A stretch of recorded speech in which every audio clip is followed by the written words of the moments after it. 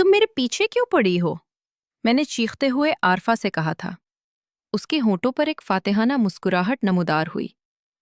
अब तो तुम्हारे गले पड़ गई हूं, आरफा ने बड़े फख्र से कहा, जैसे मुझे फतह किया हो। मैंने मरी हुई आवाज में उसे याद कराया। हमारी शादी नहीं हुई अभी तक। दिन रखे गए हैं, शादी भी हो ही जाएगी। मैं तुमसे शादी नहीं करना चाहता, मैंने दो टोक कह दिया। मुझे तुमसे मोहब्बत है और मैं तुमसे ही शादी करना चाहती हूँ, आरफा ने उल्फत से कहा। मैं हल्का सा मुस्कुराया। मुस्कुरा क्यों रहे हो? आरफा ने फौरन पूछा। इसलिए कि दो मर्दों के होंठों से मुस्कुराहट छीन ली है तुमने। मेरी बात सुनकर आरफा टिस से मिस नहीं हुई। अब आरफा के होंठों पर तबस्सुम था। तनवीर की बात तो रहने ही दो, आरफा ने बेरुखी से कहा। क्या कसूर था उसका? मैंने नरमी से पूछा। ओए, तुम मुझे बताओ मेरा क्या कसूर है? तनवीर को मैंने तुम्हारे लिए छोड़ा है। एक तुम होके कभी मोहब्बत के साथ मेरी तरफ देखा भी नहीं। आरफा जज्बाती हो गई थी। मैं मजीद कुछ कहे वहां से उठ गया। ओए, कहाँ जा रहे हो? आरफा ने बेकरारी से पूछा। Hall road. टीवी तो ठीक करते जाओ। टीवी तो ठीक हो जाएगा, जिंदगी का क्या? आरफा, तुमने अपनी जिद की खातिर मेरी और तनवीर की जिंदगी बर्बाद कर दी है। मैंने टीवी ठीक किया और अपनी राह पकड़ी। चंद दिन बाद एक दिन मैं इस्तिराब के आलम में छत पर टहल रहा था। नबीले आली के जहेज का सामान छोड़ने के लिए गुजरावाला गया हुआ था। आने वाले जुमा को मेरा आरफा से निकाह होना था। उससे 2 दिन बाद इतवार को आली की बारात थी। सर्दी के बावजूद मेरा नीचे जाने को दिल नहीं चाह रहा था। मुझे ये भी मालूम था कि नानी मेरे कमरे में मेरे इंतजार में बैठी हुई हैं। आली चीनी के प्याले को ट्रे में रखे हुए नमूदार हुई। महरोज, मैं आपके लिए गरम दूध लाई हूँ। क्यों लाई हो तुम मेरे लिए गरम दूध? मैंने गर्मी खाते हुए जवाब दिया। आली के चेहरे पर संजीदगी बढ़ गई। दिल मेरा चाह रहा था जी, और हुक्म अम्मा ने दे दिया। जाओ ले जाओ दूध। मैंने नहीं पीना, मैंने कुरिख्त लहजे में कहा। आप आरफा से शादी नहीं करना चाहते ना? आली ने मासूमियत से पूछा। मैंने गुस्से से उसकी तरफ देखा था। मेरे गुस्से से आली के रवैये में कोई फर्क नहीं आया। वो उसी संजीदगी के साथ कहने लगी, आप आरफा से शादी नहीं करना चाहते और मैं अनवर से। तुम नीचे जाओ, तुम्हारे घरवाले क्या सोचेंगे? मैं गुस्से में चलाया। मेरे घरवालों को मुझ पर एतमाद है, आली ने मेरी आंखों में देखते हुए बड़े एतमाद के साथ जवाब दिया। अगर यही हरकतें रहीं तो एतमाद उठ जाएगा। मोहब्बत एतमाद का दूसरा नाम है। आप पर एतमाद ना होता तो कैसे करती मोहब्बत? तुम अपनी बकवास बंद करो और दफा हो जाओ यहाँ से। मैं आपे से बाहर हो गया। मैं अनवर की दुल्हन नहीं बनूंगी और आरफा को आपकी बनने नहीं दूंगी, आली ने बड़े तहम्मुल और यकीन से कहा और नीचे चली गई। मेरी परेशानी में और इजाफा हो गया था। हमारे घर में मेरे निकाह की तैयारियां जोरों शोर से चल रही थीं। अम्मी और मेरी बहनें घर की सफाई सुथराई में मसरूफ थीं। मैं कमरों की सफेदी के बाद सहन में सफेदी कर रहा था। आली खाली हाथ मुझे सीढ़ियां उतरती हुई दिखाई दी। चाची जी, आपकी बहन का मुल्तान से फोन आया था। वो 10 मिनट बाद दोबारा फोन करेंगी। खैरियत तो है आली बेटा? नानी ने चावल चुनते हुए गर्दन उठाकर फिक्रमंदी से पूछा। बीबी जी, खैरियत ही है। इन्होंने कोई जरूरी बात करनी है, आली ने सुकून से मेरी तरफ देखते हुए जवाब दिया।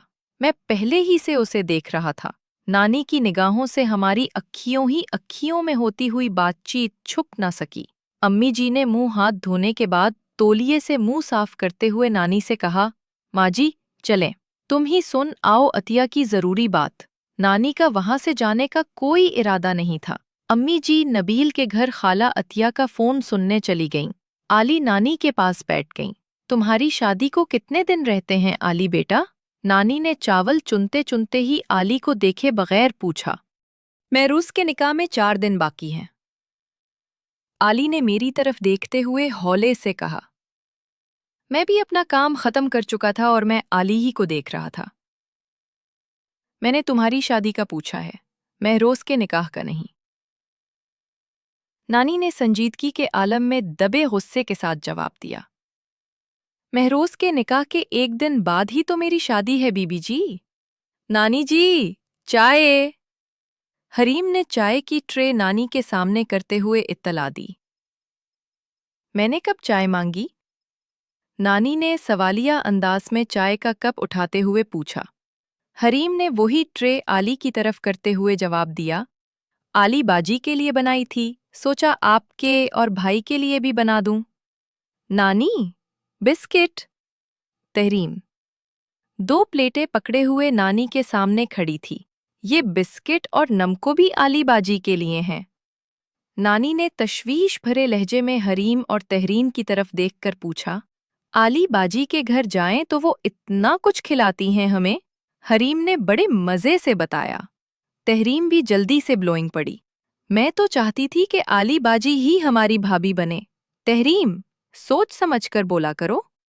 میں نے تحریم کو ڈانٹ دیا تھا۔ ایک دم خاموشی چھا گئی۔ سوری تحریم، دبی سی آواز میں بولی۔ حریم نے تحریم کی طرف سے صفائی دیتے ہوئے بات کو سنبھالا۔ وہ بھائی تحریم کا مطلب تھا کہ آلی باجی جیسی ہی ہماری بھابھی ہو۔ نانی، وہ بھائی تحریم کا مطلب تھا کہ آلی باجی جیسی ہی ہماری بھابھی ہو۔ نانی اس سارے منظر نامے کے دوران خاموش ہی رہی۔ نانی کے علاوہ ہم سب ایک دوسرے سے نظریں چراتے ہوئے چائے پی رہے تھے۔ نانی سب کے چہروں پر لکھی ہوئی تحریروں کو پڑھنے کی کوشش میں لگی ہوئی تھیں۔ اس دوران امی جی خوشی کے عالم میں صحن میں داخل ہوئیں۔ ماں جی، مبارک ہو پہلے مہینے، عید کے بعد ثانیہ کی شادی ہے، دن رکھ لیے ہیں۔ عطیہ باجی بتا رہی تھیں، آپ لوگوں کو شادی کے کارڈ بھی چند دنوں میں مل جائیں گے۔ ہم ملتان جائیں گے ثانیہ باجی کی شادی پر۔ تحریم جو سہمی ہوئی بیٹھی تھی، وہ یہ سن کر کھل اٹھی۔ وہ سب بھول گئی جو اس نے چند منٹ پہلے بولا تھا۔ بڑا مزہ آئے گا۔ حریم بھی اپنی خوشی چھپا نہیں سکی۔ خوشی کا ماحول تھا۔ ابو جی بھی آ گئے، بے شمار شاپنگ بیگ اٹھائے ہوئے۔ یہ لو، مہروز کی ماں جو لسٹ میں لکھا ہوا تھا سب لے آیا ہوں۔ حریم، تحریم، اپنے ابو سے سامان پکڑو، امی نے میری بہنوں کو حکم دیا۔ ان دونوں نے جلدی سے ابو سے سارے شاپنگ بیگ تھامے اور اندر چلی گئیں۔ آلی نے بھی اپنا خالی کپ رکھا اور وہ بھی سیڑھیاں چڑھ گئیں۔ اگلے مہینے ثانیہ کی شادی ہے۔ امی نے اپنی طرف سے ابو کو خوشی کی خبر سنائی۔ ابو منہ بناتے ہوئے بولے، چلو جی، نیا خرچہ۔ ابو کے لیے یہ فکر مندی کی بات تھی۔ جس نے بھی کہا ہے ٹھیک ہی کہا ہے۔ ایک قوم کا ہیرو دوسری قوم کے لیے ولن ہوتا ہے۔ ایک کی خوشی دوسرے کو غم معلوم ہوتی ہے۔ ثانیہ کے لیے یہ خوشی کی بات تھی کہ اس کی ڈیلر خرم سے شادی ہونے والی تھی۔ نہ جانے مجھے کیوں تکلیف ہو رہی تھی۔ مہروز یاد آیا۔ رستے میں ساجد بھائی اور بھابھی ملے تھے۔ ان کا ٹی وی پھر سے خراب ہو گیا ہے، وہ تو ٹھیک کراؤ۔ اس ٹی وی کی تو… میرے اندر ثانیہ کی شادی کی خبر سن کر آگ لگی ہوئی تھی۔ اوپر سے ابو نے ٹی وی ٹھیک کرنے کا حکم دے دیا۔ جاؤ بھی، ساجد بھائی نے 9 بجے خبر نامہ دیکھنا ہوتا ہے۔ میں نے اپنا ٹول باکس اٹھایا اور گھر سے نکل گیا۔ تویا کے گھر کی بیل بجانے سے پہلے ہی عارفہ نے دروازہ کھول دیا، جیسے وہ میرے انتظار میں ہی کھڑی تھی۔ جیسے ہی میں تویا کے گھر داخل ہوا، عارفہ فکرمندی سے کہنے لگی، مہروز، مجھے تم سے بہت ضروری بات کرنی ہے۔ میں تیز تیز قدموں سے ٹی وی والے کمرے کی طرف جا رہا تھا اور عارفہ میرے پیچھے پیچھے تھی۔ میں نے ٹی وی کو کھولنا شروع کیا، عارفہ نے میرا ہاتھ پکڑ لیا۔ صرف ایک تار کاٹی ہے، ٹی وی تو ٹھیک ہو ہی جائے گا۔ تم میری بات سنو، عارفہ نے سخت لہجے میں کہا۔ مجھے اس کا سخت لہجہ پسند نہیں آیا۔ میں پہلے ہی غصے میں تھا۔ میں نے وہ ٹی وی اٹھایا اور زور سے زمین پر دے مارا۔ ٹی وی کے کئی ٹکڑے ہو گئے۔ اب نہیں ٹھیک ہوگا۔ عارفہ میرے غصے سے کہاں ڈرنے والی تھی۔ بھار میں جائے ٹی وی، تم میری بات سنو۔ عارفہ کو ٹی وی ٹوٹنے کا کوئی دکھ نہیں تھا، اسے تو اپنی پڑی تھی۔ بولو۔ خالہ کے گھر کوئی کھچڑی پک رہی ہے۔ کلثوم باجی کا فون آیا تھا۔ کسی نے تنویر کے کان بھرے ہیں کہ عارفہ تمہاری منگ ہے۔ تمہارے لیے ڈوب مرنے کا مقام ہے اگر عارفہ کی شادی مہروز سے ہو گئی۔ تو میں کیا کروں؟ میں نے تلخی سے جواب دیا۔ مہروز غصے میں کیوں ہو؟ مجھے تنویر سے شادی نہیں کرنی، مجھے تم سے پیار ہے۔ تمہیں رب کا واسطہ کچھ کرو، عارفہ نے بڑی محبت سے کہا۔ اس سے پہلے میں نے عارفہ کو کبھی اتنی میٹھی زبان میں بات کرتے نہیں دیکھا۔ وہ تو ہمیشہ تو، تڑاک، اوئے سے بات کرتی تھی۔ میں بھی کچھ نرم پڑ گیا تھا۔ بتاؤ مجھے کیا کرنا ہے؟ تم تنویر کو خود جا کر بتاؤ کہ میرا تمہارا چکر ہے۔ میں عارفہ کی بات سن کر اس کی بے وقوفی پر مسکرایا۔ کیوں؟ کیا ہوا؟ عارفہ کو میرے مسکرانے کی وجہ سمجھ نہیں آئی۔ تمہارا مجھ سے چکر ہے، یہی سوچ کر تو اس نے تم سے منگنی توڑی تھی۔ میری بات سن کر عارفہ سوچ میں پڑ گئی۔ میں وہاں سے چل پڑا۔ عارفہ نے جلدی سے سوچے سمجھے بغیر ہی بول دیا، تم اسے کہہ دو کہ میں تمہارے بچے کی ماں بننے والی ہوں۔ میں عارفہ کی بات سن کر ہکا بکا تھا۔ میرے قدم رک گئے۔ میں نے پلٹ کر عارفہ کی طرف دیکھا۔ بول دو، یہ بولو گے تو وہ کبھی بھی مجھ سے شادی کے لیے ضد نہیں کرے گا۔ عارفہ نے مجھے اگلا مشورہ دے ڈالا۔ پاس ہی تایا جی کا ٹیلی فون پڑا تھا۔ میں نے عارفہ کو کلائی سے پکڑا اور ٹیلی فون کے پاس کھڑا کرتے ہوئے کہا، تمہارے پاس تنویر کی دکان کا نمبر تو ہوگا؟ تم اسے فون کر کے خود ہی سب کچھ بتا دو۔